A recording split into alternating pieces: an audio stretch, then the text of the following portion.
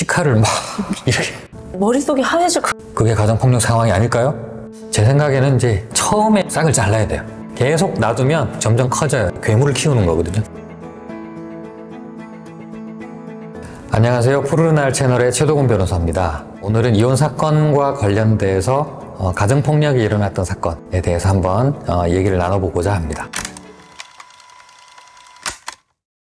요즘 세상에 가정폭력이라니 이렇게 생각하시는 분들이 종종 계시는 것 같은데요. 가정폭력 사건이 종종 일어나나요?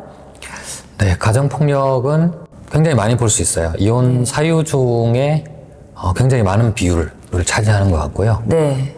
흔히 말할 수 있는 뭐 외도, 폭력, 네, 뭐 그거 두 가지가 가장 많은 것 같은데요. 가정 안에서 벌어지는 문제다 보니까 밖으로 노출이 되지 않았을 뿐이지 실제로 가정 안에서 많이 그런 폭력 사건들이 벌어집니다. 블로그의 사례 간단히 요약 부탁드리겠습니다. 네, 뭐 가정폭력으로 인해서 이혼하게 되는 케이스 아주 전형적인 그런 사례고요. 비슷비슷한 유형으로 흘러가거든요. 네, 워낙 많아요. 폭력을 참다가 터져서 결국 이제 이혼까지 하시게 되는 케이스인데, 제가 이제 여러 사건을 보다 보니까 약간의 흐름이 있는 것 같아요. 처음에 결혼할 때는 폭력성이 거의 없어요. 네. 물론 이제 간혹 이제 연애할 때 약간의 이제 그런 문제가 있었지만 한번 용서해주고 결혼한 케이스는 있었지만, 네. 처음엔 좋았죠. 서로 이제 뭔가 잘 이렇게 얘기도 잘 되고 하다가 시간이 조금 흐르면 어느 순간 남편이 이제 부부싸움을 하는데 약간 욕을 해요. 뭐 욕했어? 그러면서 이렇게 한번 용서하고 미안해 그러면서 이렇게 넘어갔는데, 그 다음 할 때는 조금 더 심한 욕을 해요. 또 이렇게 좀 뭐야? 뭐 욕했어? 그렇게 또 넘어갔는데, 그 다음 싸울 때는 또 어떻게 될까요? 뭔가를 부셔요. 뭐 이렇게 막 던지는 거죠. 네, 막 유리컵을 던지고 또 그냥 용서하고 넘어갔어요.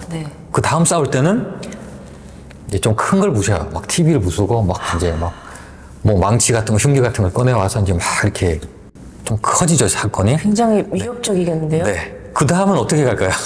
그 다음에는 몸에 손을 대겠죠. 네, 그런 식으로 흘러가요. 근데 손을 한번 대기 시작하면 그때부터 이제 걷잡을 수 없어요. 처음에는 뭐 뺨 한 대 치고 뭐 이 정도 했다가 부인도 반항을 하겠죠. 하지 말라고 막 그러면 할 기기도 하고 넘어갔어요. 그 다음 싸울 때는 어떻게 될까요? 이제 막 부인 눈에 피멍이 들고 이제 막 그런 사태가 생기는 거예요. 네. 그렇군요. 네, 그렇게 흘러가다가 저한테 오시죠. 그러니까 수위가 점점 세지지 약해지지는 네, 맞아요. 않겠네요. 이상하게 그렇게 흘러가더라고요. 대부분이 그랬어요.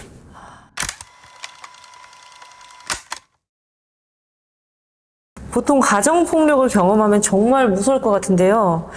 이럴 때 어떻게 대응해야 될까요? 보통 방법을 몰라요. 그냥 폭행 당했다. 어떻게 하시겠어요? 머릿속이 하얘질 것 같아요. 머릿속이 하얘지죠. 네. 대부분 그래요.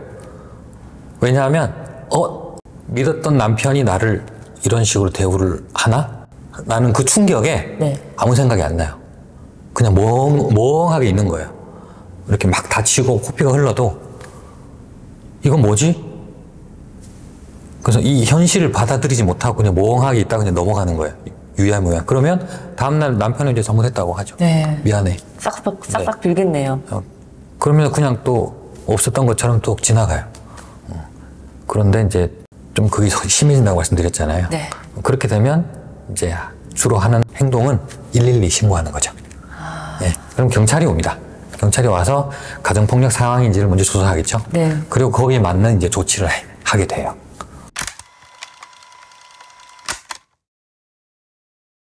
이 사례를 보면 가정폭력을 경험하고 배우자가 사과하면 참았다가 또 가정폭력을 경험하는 경우가 굉장히 많은 것 같은데요. 가정폭력은 사과를 한다고 해도 단호하게 대처를 하는 게 맞나요?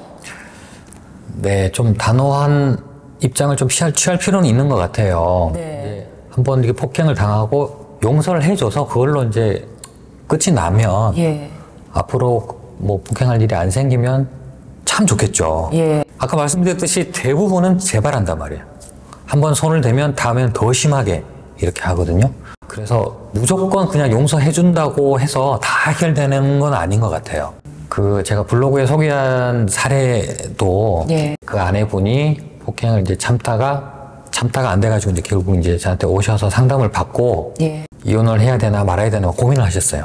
이혼을 하겠다라고 찾아오신 건 아니고 이혼을 해야 될 것 같다. 해야 될지 말아야 될지 고민이다. 뭐 애들도 있고 한데 근데 내가 지금 이걸 맞고 살 수는 없고 어떻게 해야 되냐. 근데 뭐 남편이 지난번에 폭행하고 나서 또 미안하다고는 한다. 예. 어떻게 해야 되냐 그랬더니 그래서 말씀드렸죠. 이제 미안하다고 하니 그냥 한번 용서해 주시는 좋은데 그러면 앞으로는 안 할 것 같으냐 그랬더니 모르겠대요. 그런데 조금 죄송한 말씀이지만 제 경험상 할 것 같다 또. 그래서 한 번만 더 기회를 줘보시고 또 재발하면 네. 저한테 연락을 하시라 라고 말씀드리고 돌려보냈어요. 네. 저한테 연락을 하셨을까요? 안 하셨을까요? 얼마 만에 하셨을까요? 한두 달 있다가 바로 전화 오셨어요. 밤 12시에 전화 왔어요. 밤 12시에. 무슨 일일까요? 집에 난리가 났어요. 경찰을 불렀는데 어떻게 해야 될지 모르겠대요. 경찰이 왔대요, 지금. 네. 지금 막 집에 애들 울고 막 난리 난 거예요, 지금. 근데 뭐 어떻게 해야 될지 모르겠어요. 이렇게 전화 왔는데 경찰을 바꿔주세요. 그래서 제가 경찰하고 통화를 해서 네. 이런 상황인 것 같으니 이렇게 이제 남편을 먼저 이렇게 좀 분리조치 해주시고 접근금지를 좀 임시조치로 빨리 좀 해달라. 네. 이렇게 요청을 드리고 부인한테는 내일 바로 오시라고 네. 뭐 하고 이제 전화를 끊었는데 이제 막 얼굴이 막 피멍이 드셨어요. 지난번에 상담할 때 변호사님이 말씀한 게 그대로 되더라. 사실 속으로 이제 막 서글펐죠. 하지만 이제 사람은 변하지 않는구나 라고 하면서 그냥 이제 소송을 진행하셨어요. 폭력까지는 아니더라도 폭력을 행사할 것처럼 하다가 행동을 거두는 경우에도 위협을 많이 느낄 것 같은데요. 네. 이런 경우에도 가정폭력으로 볼 수 있나요? 네, 가정폭력이라는 것이 꼭 몸에 손을 대고 신체적인 폭행을 해야만 가정폭력인 건 아니에요. 네. 막 때릴 것처럼 막 위협을 한다든지 물건을 그냥 부순다든지 이런 것들로 전부 가정폭력의 범주에 다 들어갑니다. 심하게 욕을 하고 막 술을 막 과하게 마시고 막 취한 상태에서 막 위협적인 상황을 연출하고 하는 거 흔히 볼 수 있고 전부 가정폭력이에요. 초등학생 애들이 한두 명 있어요. 예. 아빠가 술을 엄청 먹고 들어와서 막 물건 부수고 막 TV 부수고 그래서 뭐 아내는 겁이 나서 이제 방문 잠그고 있는데 밖에서 막 문 열라고 문 두드리고 그게 가정폭력 상황이 아닐까요? 가정폭력이죠. 가정폭력이죠. 네. 네. 그런 상황이 굉장히 많습니다. 근데 웃긴 건 뭐냐면 네. 경찰이 그렇게 신고해서 경찰이 왔잖아요. 네. 그 남편은 나는 안 때렸다 이렇게 얘기해요. 내가 안 때렸는데 무슨 가정폭력이야. 안 때린 경우도 있어요 실제로. 그냥 문만 부셨고 TV를 부수고 욕을 한 거예요. 하지만 그것도 가정폭력이거든요. 당연히 가정폭력이죠. 폭력과 폭언의 경우에 대응 입장에서 다를까요? 네, 뭐 폭력, 폭언 뭐 정도의 차이죠. 그냥 폭언에서 시작했다가 이제 폭력으로 가죠. 폭행으로 가죠. 그러다가 이제 상해까지 가는 거예요. 점점 심해지거든요. 네. 네, 정도의 차이일 뿐 가정폭력이라는 건 변함이 없어요. 그래서 제 생각에는 이제 처음에 이제 그런 조짐이 조금 보였을 때 네. 싹을 잘라야 돼요.